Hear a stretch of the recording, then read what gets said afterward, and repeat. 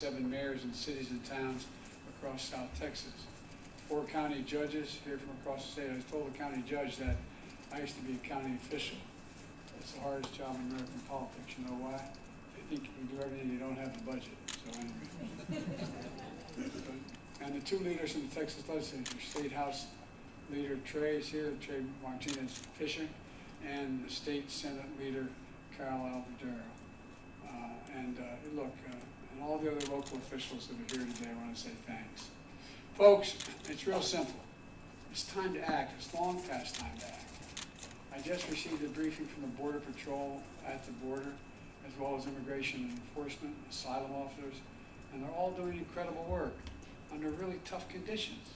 Really tough conditions. They told me what you already know, and we already know. They desperately need more resources. Say it again, they desperately need more resources. Need more agents, more officers, more judges, more equipment in order to secure our border. Folks, it's time for us to move on this. We can't wait any longer. Folks, in my first day as president, I introduced a bill I sent to Congress, a comprehensive plan to fix the broken immigration system and to secure the border. But no action was taken.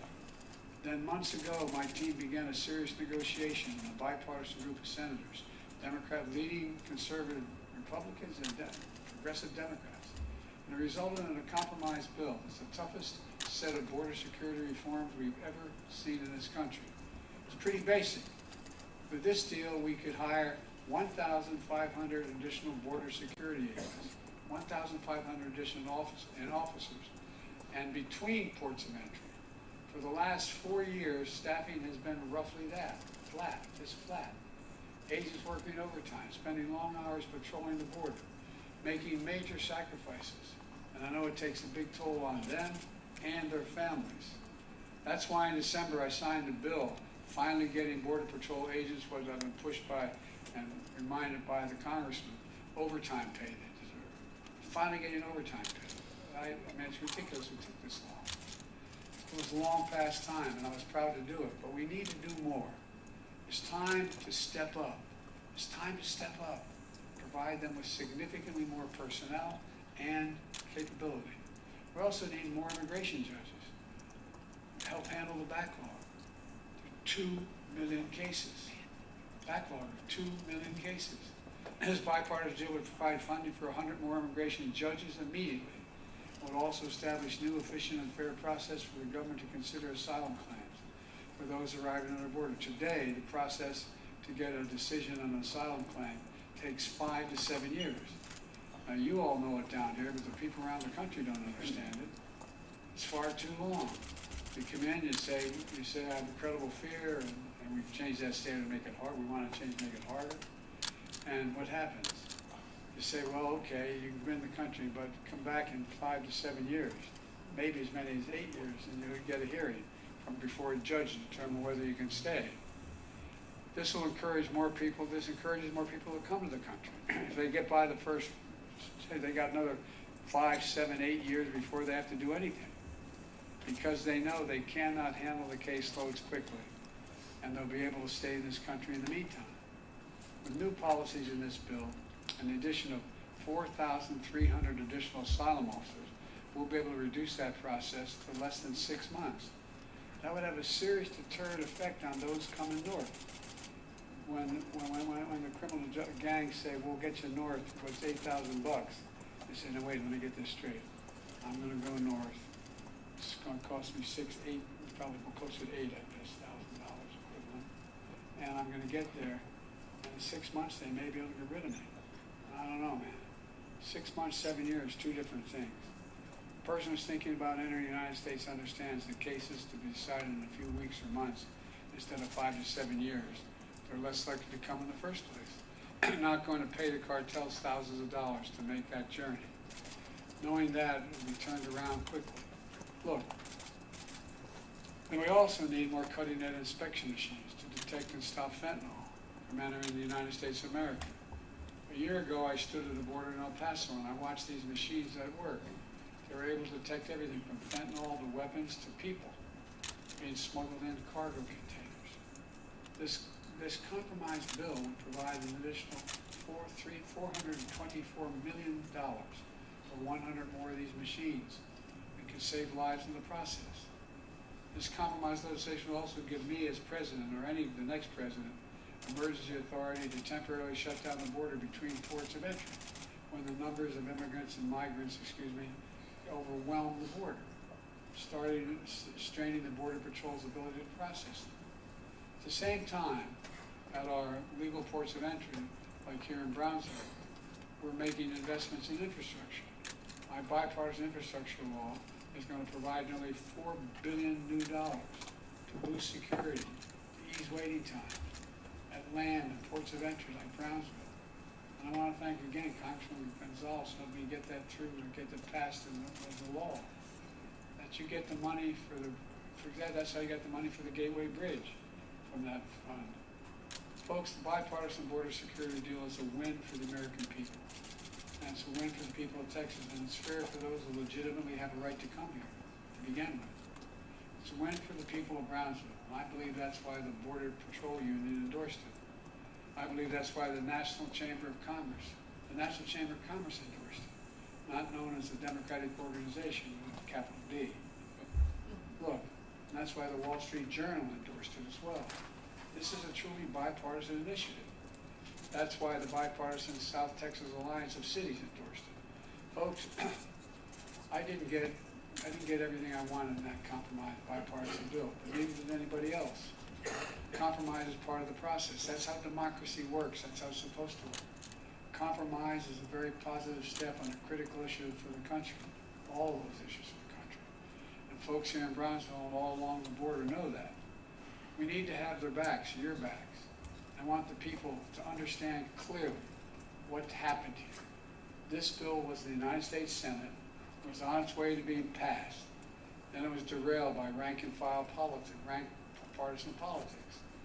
The U.S. Senate needs to reconsider this bill. And those senators who oppose it need to set politics aside and pass it on the merits, not on whether it's going to benefit one party or benefit the other party. It's about whether it benefits the American people. It's what the American people deserve. The Speaker of the House needs to put this bill on the floor, because if you put it on the floor unrestricted, it would pass. The majority of Democrats and Republicans in both houses support this legislation. Until someone came along and said, don't do that, it'll benefit the incumbent. That's a hell of a way to do business in America for such a serious problem. We need to act.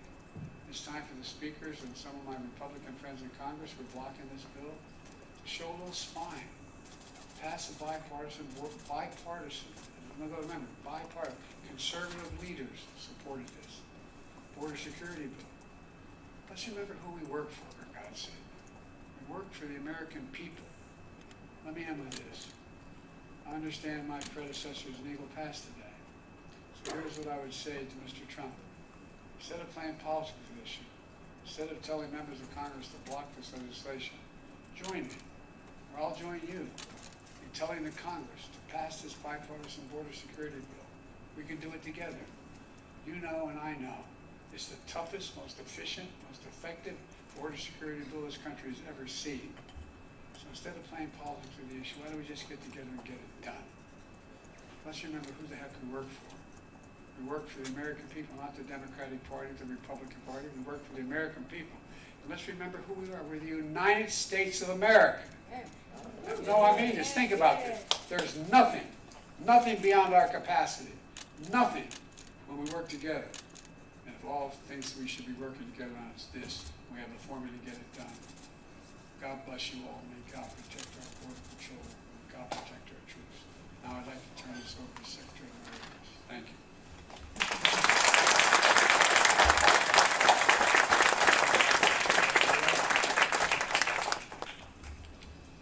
Good afternoon. At the outset, I want to echo the President's words about the tragic fires in Texas and Oklahoma.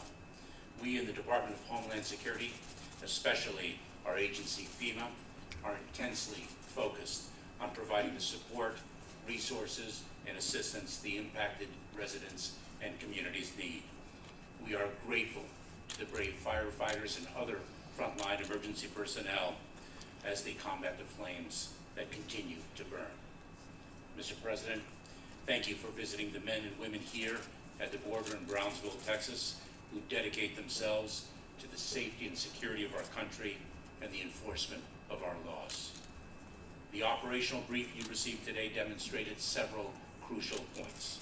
First, you were able to, once again, see up close the extraordinary talent, tireless dedication, and true heroism of our personnel who give so much of themselves every day, many at great personal risk, to secure our border, disrupt and dismantle dangerous cartels and smuggling operations, keep fentanyl out of our communities, rescue victims, and so much more. I'm incredibly proud of the men and women in and out of uniform who serve our country through their work for our United States Department of Homeland Security. Second, you heard about the dynamic and challenging phenomenon of irregular migration we face as our hemisphere and the world experience the greatest displacement of people since World War II. At times last year, 30% of the encounters across our entire southern land border occurred in this Rio Grande Valley sector. Today, we discussed the dramatic changes our partners in the South have helped bring about by increasing their enforcement before people reach the United States border. Third, you heard from DHS leadership about how resource-starved we continue to be. Only Congress can address our desperate need for more Border Patrol agents, field operations officers, immigration enforcement agents and officers, asylum officers, immigration judges, support personnel, facilities, and technology. You can see the impact these resources will have on our ability to strengthen our security, advance our mission to protect the homeland, and enforce our nation's laws quickly and effectively. Though Congress has not yet provided the resources we need, DHS will continue to enforce the law and work to secure our border. We have listened to our workforce and, leveraging every available asset, equipped them with new technology, logistical support, innovative tools, 11 new processing facilities, and hundreds of additional processing coordinators and support personnel. We are removing and returning historic numbers of migrants who entered illegally and failed to qualify for relief. Just since mid-May, we have removed or returned more such migrants than in any full fiscal year since 2015. We have provided asylum officers new authority to streamline the asylum claims process, implemented regulatory changes that incentivize migrants to follow safe, orderly, and lawful pathways, and so much more. The importance of passing the bipartisan legislation to fix our broken immigration system and add much-needed resources cannot be overstated, nor can the heroism of our personnel who accomplish so much for our country with so much less than what they need and deserve. Finally, Mr. President, you heard about the difference that cooperation, collaboration, and communication between federal personnel and local officials can make in the efficient and effective enforcement of our laws. Unlike Texas Governor Abbott's efforts to undermine federal border enforcement, the leaders in Brownsville serve as a model of cooperation in addressing together the challenges that irregular migration present, all in the service of this community and our country. Thank you, Mr. President. Thank you to the public officials here at all levels of government, and thank you to the extraordinary public servants of the United States Department of Homeland Security. It is now my pleasure to introduce Congressman Gonzalez.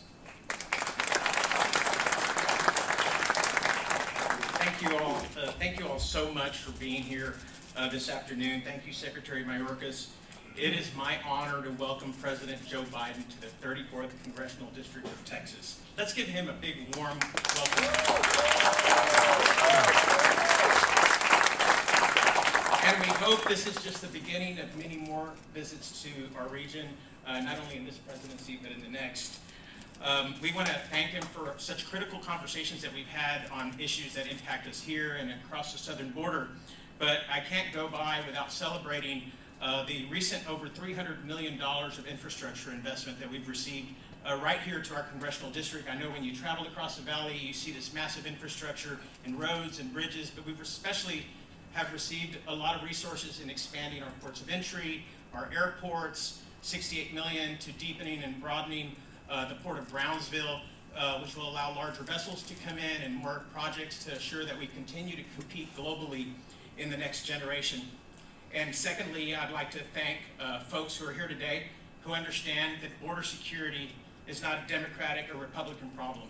It's an American problem that requires real bipartisan solutions.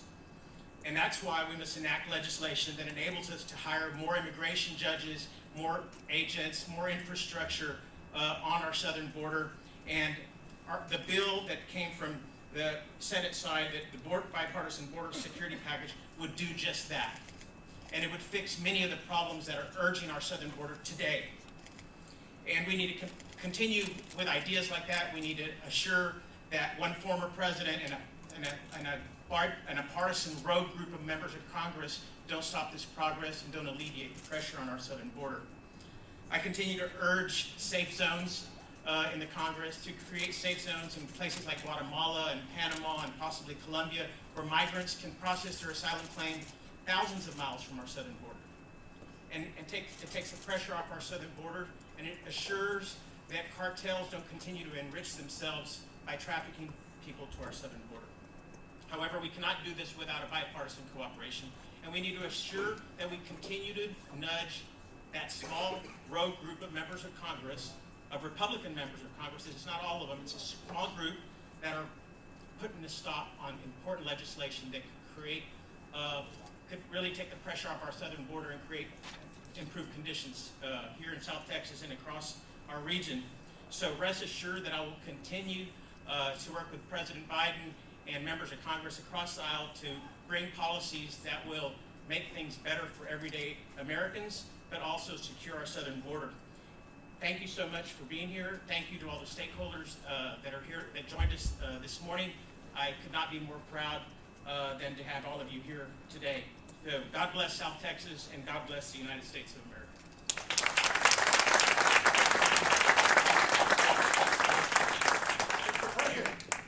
Mr. President,